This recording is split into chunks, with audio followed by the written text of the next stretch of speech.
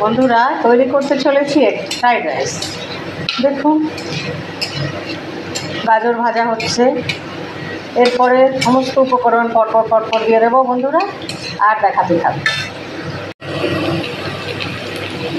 বন্ধুরা, দিয়ে দিলাম কয়েকখানা গোটা গরম মশলা।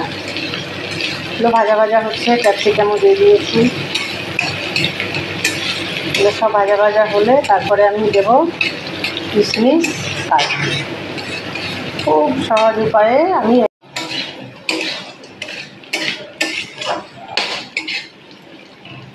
সব উপকরণগুলো ভাজা হয়ে গেছে বন্ধুরা। আমার ভাত রেডি হয়ে গেছে। আমি এর মধ্যে ভাত দিয়ে দিলাম। আজকে আমি ফ্রাইড রাইস তৈরি করে ফেললাম বন্ধুরা। এর মধ্যে একটু আমি চিনি, লবণ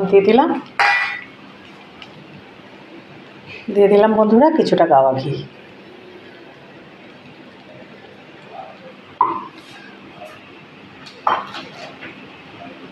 কিছুটা শাহি গরম মশলা। খুব সহজ উপায়ে সমস্ত উপকরণ দিয়ে আমি আজকের ডেলি খাবার ব্যাপার বন্ধুরা, এইভাবে ঝটাপট তৈরি করে ফেলবেন। হয়ে গেছে, আমার রেডি হয়ে গেছে ঘরোয়া ফ্রাইড রাইস। দেখুন, পরিবেশন করছি। একেবারে ক্যাটারার স্টাইলে তৈরি করেছি বন্ধুরা।